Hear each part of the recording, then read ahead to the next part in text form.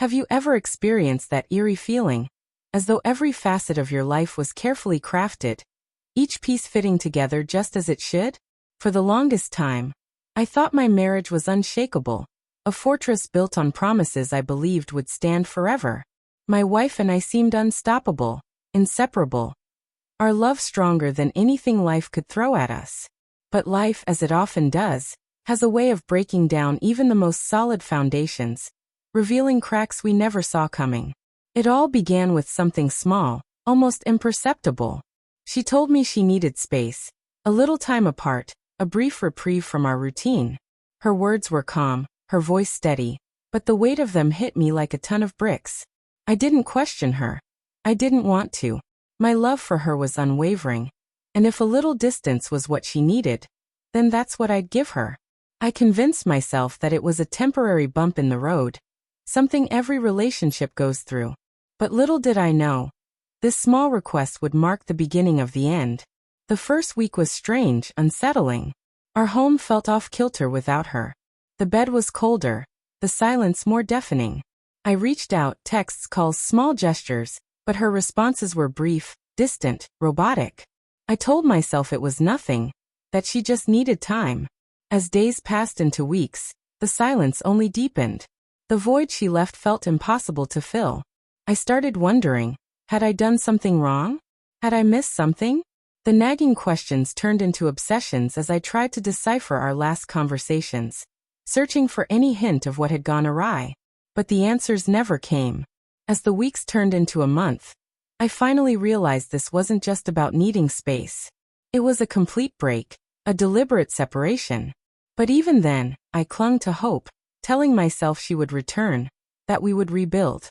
I kept telling myself the love we had would be enough to mend whatever had torn us apart. 2 months later, I stopped keeping track of the time. My phone sat silent, the same lifeless reminder of her absence. I tried to move on, to carry on with my life, but nothing felt right. Every action felt empty, every memory hollow. The life we once shared, our late-night talks, our shared dreams, felt like they belonged to someone else.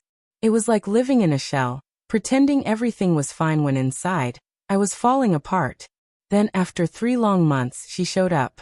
I wasn't expecting it. The knock on the door caught me off guard. When I opened it, there she stood, looking worn, broken. There was something heavy in her presence, something off. For a brief moment, I dared to believe that she had come back to fix things, to reclaim what we had lost. But then she spoke, and everything I had hoped for came crashing down.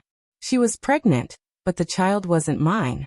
During our time apart, she had been with someone else, and that brief encounter had led to this. The baby she carried belonged to another man. I was stunned, paralyzed by disbelief. How do you process that kind of betrayal? How do you reconcile the woman you loved, the woman you trusted with everything, doing something so unforgivable? The pain was sharp, unbearable. I couldn't understand it. I still can't. She tried to explain herself, to justify what had happened. She spoke of feeling lost, lonely, of being caught in a storm of her own emotions.